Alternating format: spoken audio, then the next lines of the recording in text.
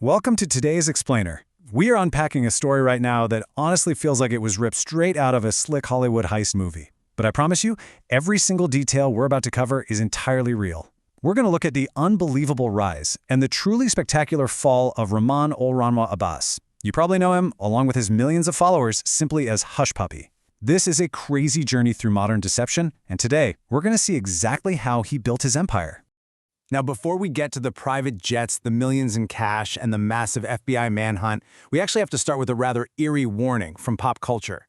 Back in 2017, there was this hit Nigerian song called Telly Person, and it featured lyrics that were squarely aimed at our subject, Abbas. The musicians behind it actually had this long-running public feud with him, and they indirectly accused him of being a swindler, right there in the track. They called him out for blowing all his money on designer clothes instead of investing in anything real. And most shockingly, the song flat out warned him that he'd soon be caught by authorities. It ended up being this wild, prophetic hook to a real-life saga that was honestly just getting started. Okay, let's dive into this massive dichotomy here, because it's fascinating. On one hand, you have the public persona that he so carefully curated. He presented himself as this Dubai-based, self-proclaimed real estate mogul and luxury lifestyle influencer, a guy who just seemingly had it all. But then, behind that shiny facade lay the reality, at least according to international authorities. They saw a transnational cybercriminal and quite literally one of the most prolific money launderers in the world. It's a total masterclass in digital deception, you know? He created a mirage so convincing that it fooled over 2 million loyal followers who watched his every single move. And the contrast between those two identities gets even more mind-blowing when you look at where his story actually begins.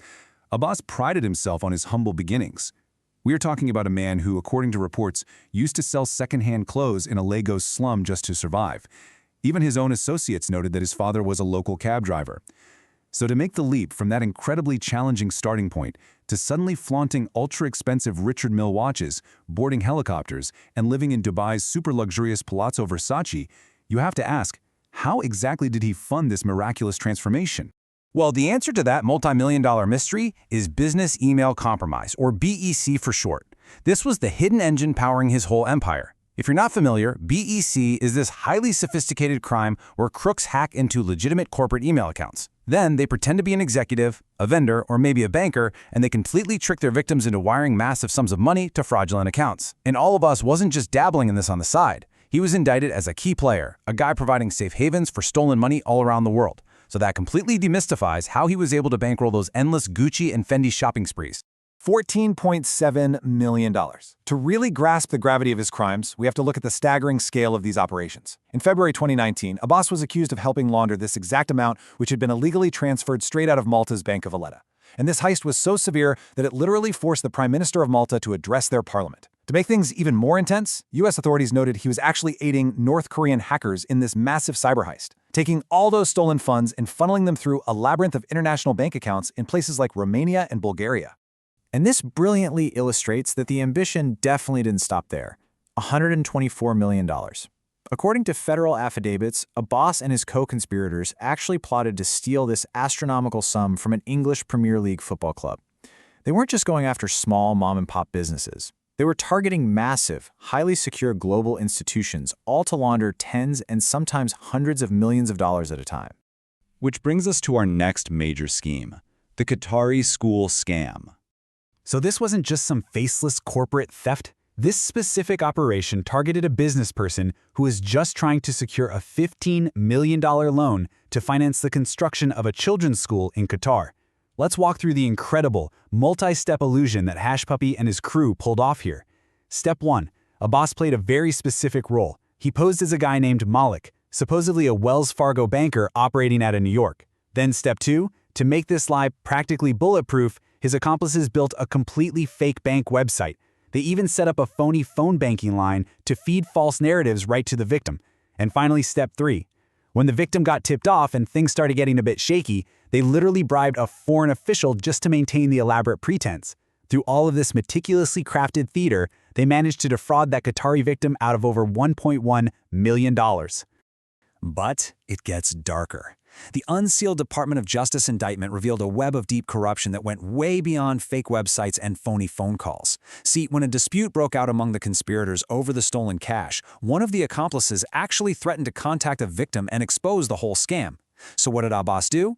He allegedly reached out to Abba Kyari, a highly decorated deputy commissioner of the Nigerian police force. Abbas essentially bribed a top cop to arrest and jail his rival accomplice back in Nigeria, all just to silence him and keep the scam running smoothly. The corruption literally seeped across borders and straight into legitimate law enforcement. And that leads us to the climax of the story, Operation Fox Hunt 2. Now, what's really interesting about this slide is the sheer volume of what was uncovered. Because every illusion, no matter how grand, eventually shatters. In June 2020, while Abbas was living the high life in Dubai, police launched a sudden, massive, and highly coordinated raid on his luxury apartment at the Palazzo Versace. The walls finally closed in on the billionaire Gucci master, and detectives didn't just find a few flashy designer bags. Look at this. They seized 150 million dirhams in cash. That is roughly 40 million US dollars, just sitting there. They impounded 13 luxury cars worth another $7 million. But the absolute real treasure trove for the FBI and international investigators, that would be the 21 laptops and digital storage devices they found, which contain the emails of nearly 800,000 potential victims. This jaw-dropping inventory laid completely bare the sprawling magnitude of his transnational network. And from the moment of that raid, his decline was incredibly rapid. Right after his arrest in Dubai in June 2020, he was swiftly extradited to the United States. Fast forward to July 2021, the man who once projected this image of totally untouchable wealth is pleading guilty to money laundering in a U.S. federal court. And finally, in November 2022, a federal judge handed down his sentence, permanently closing the book on his curated internet persona. So let's look at the ultimate real-world consequences of all those actions. Ramon Abbas was sentenced to 135 months, that is over 11 years, in federal prison.